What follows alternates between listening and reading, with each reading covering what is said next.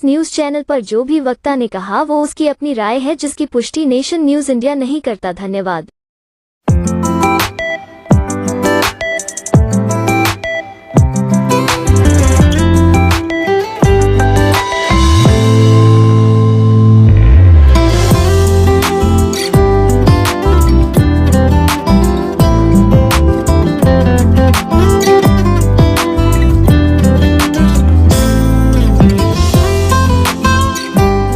कल 24 जुलाई 12:30 बजे constitution club में अगर कोई मेडिकल काउंसिल जो लाइव अगर मुझे सुन रहे हैं या कोई डॉक्टर जिसको लगता है कि जो मैंने बोला उनमें से एक भी चीज़ जो गलत है तो आगे लाइव चैलेंज कर सकते हैं। चैलेंज करने के लिए मैं वहाँ रहूँगा और ये जो लाइव टीवी है, कैमरा, ये भी वहाँ रहेगी।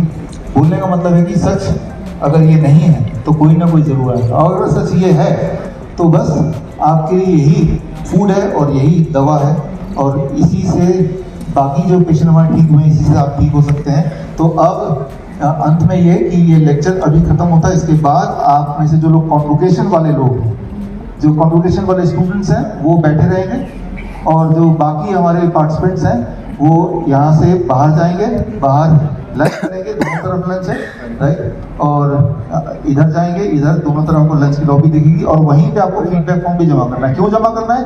क्योंकि ये जो कार्यक्रम पूरी तरह खत्म नहीं हुआ है, आपके दिमाग में कुछ सवाल रह गए, लेकिन सवाल रह गए, सारे सवाल एक दिन में ले नहीं सकते, तो इसलिए दूसरा पार्ट इस दिन आएगा।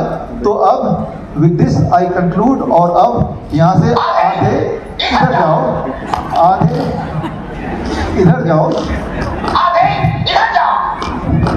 और बाकी मेरे साथ यहीं बैठे रहो। और आज के कार्यक्रम को लेकर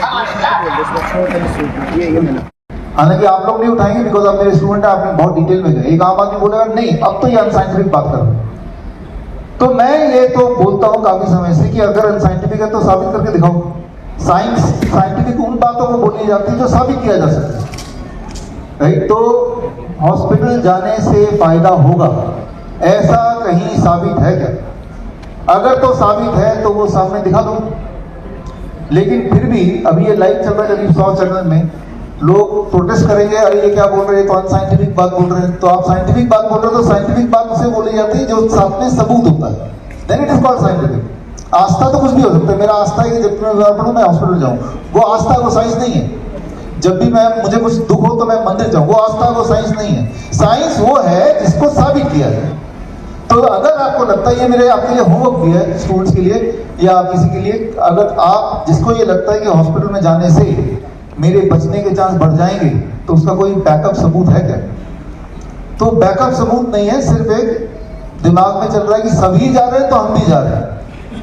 क्या ऐसा कोई सबूत है जिससे साबित हो कि कीमोथेरेपी, रेडिएशन, सर्जरी से उस पेशेंट की लाइफ स्पैन या क्वालिटी ऑफ लाइफ इंप्रूव हो जाएगी? सबूत नहीं है।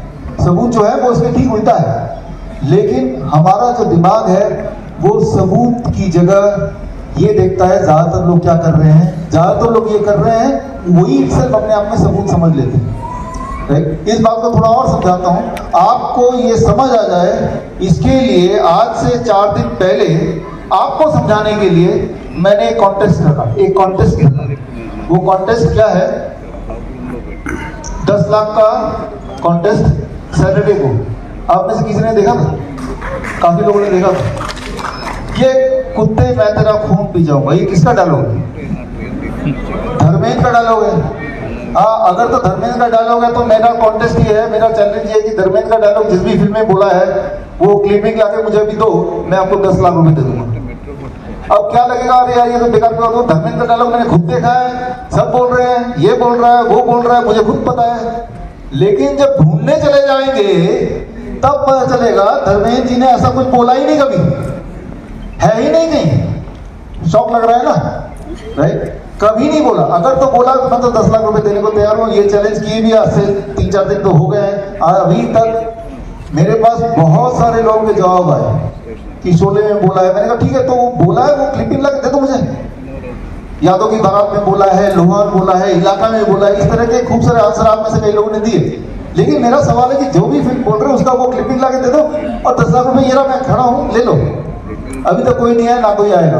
वो इसलिए नहीं आएगा क्योंकि ऐसा कभी धर्मेंद्र जी ने बोला ही नहीं राइट। लेकिन कुत्ते कमीने मैं तुझे जिंदा नहीं छोड़ूंगा वो बोला होगा, लेकिन मेरा सवाल क्या, कुत्ते कमीने मैं तेरा खून पी जाऊंगा, ये कभी किसी ने नहीं बोला। धर्मेंद्र ने तो पक्का ही नहीं बोला, राइट? लेकिन आपके दिमाग में तो फिट है ना कि बोला है। तो मैं यहाँ ये उदाहरण क्यों दे रहा हूँ? ये उदाहरण ये दे रहा हूँ, इसलिए दे रहा हूँ कि बहुत सारी चीजें जो साइंटिफिक नहीं होती हैं या सच्चाई नहीं होती है, लेकिन हमारे दिमाग को लगता है सच है। वो हमारे दिमाग में कोई भी चीज सच कब लगती है? हमारे दिमाग में कोई भी चीज सच तब लगने लगती है जब उस एक झूठ को हजारों लोग हजारों बार हजारों तरीके से करते हुए नजर आते हैं, तो हमारा दिमाग बोलता है कि ये सच है। उसे ऐसी इंटरप्रिटेशन, फिर उसको कोई और एविडेंस की जरूरत नहीं होती। अगर खूब सारे लोग बोले कीमोथेरेपी अच्छा है, खूब सारे लोग बोले चाहे वो अच्छा ना हो, तो हमारा दिमाग उसकी इंटरप्रिटेशन करेगा कि ये साइंटिफिक है, सच है। जिस तरह से आपके दिमाग ने इंटरप्रिटेशन किया कि बहुत लोग बोल रहे हैं कुत्ते मैं तेरा खून पी जाऊंगा, ये धर्मेंद्र का है, लोग मिमिक्री कर रहे हैं। मिमिक्री आर्टिस्ट तो कर रहे हैं मिमिक्री, लेकिन उससे आपके दिमाग में फीड हो रहा है कि धर्मेंद्र की मैंने कोई मूवी देखी है, वो इमेजिनेशन में है, मूवी देखी है आपने, लेकिन असली बात यह कि बॉलीवुड का सबसे फेमस डायलॉग किसी ने बोला ही नहीं, सोच के देखिए। लेकिन मैं ठीक उसे, हम कुत्ते की बात कर रहे हैं ना, तो कुत्ते की बात ही कर लेते हैं। कुत्ता काटेगा तो क्या करेंगे आप बोलेंगे वैक्सीन लगाएंगे। मैं ये नहीं बोल रहा कुत्ता काटना खतरनाक नहीं होता, मैं ये भी नहीं बोल रहा कि रेबीज खतरनाक नहीं होता, रेबीज से मर सकते हैं, मरते हैं लोग। लेकिन मैं ये पूछना चाह रहा हूँ कि अगर कुत्ते ने काटा, आपको रेबीज हो भी गया, तो वो जो वैक्सीन लगाएंगे उससे क्या कोई फायदा है? उससे फायदा तो नहीं है, नुकसान है। अब ऐसा जब लोग सुनेंगे या सुनते हैं, मेरे खिलाफ हो जाते हैं। मैंने कहा कुछ सबूत तो लाओ। जबकि आप ये किताब में पढ़ेंगे, हमारे आयुर्वेद में, हमारे शास्त्रों में कुत्ते के काटने को बोलते हैं अलार्का विषा, और उसका पूरा प्रोसीजर दिया इस किताब में मैंने डाला है। वो थोड़ा लंबा है, इसलिए इस लेक्चर का पार्ट नहीं बन पाएगा। ऐसे कई सारी चीज और भी लंबी है जो इसमें डाला हुआ मैंने, कि कुत्ता अगर काट ले तो संस्कृत में आज से 4000 साल पहले लिखा है कि तब सिम्टम क्या होंगे, वही सिम्टम जो आज लोग रिकॉग्नाइज करते हैं, और करना क्या होगा, और उसमें नीम का क्या रोल है, किस तरह से नीम आपको ठीक कर सकता है, राइट? तो मैं आपको ये समझाना चाहता हूँ, जो असली इलाज है इससे इंसान घर पे ठीक हो जाए, उसे तो छुपा के रख दिया। और वही गब्बर का साइकिल वाली बात कि गब्बर ने एक ऐसा ताना बाना बना दिया, एलोपैथी लॉबी ने बना दिया, राइट, ताकि आप उसमें फंसे रह जाएं। तो अंत में मैं यहाँ पे यही बोलना चाहूंगा कि बड़े से बड़े, ये किसी ने भेजा मुझे, सर वो कुत्ता मिल गया जिसका खून धर्मेंद्र ने पिया था।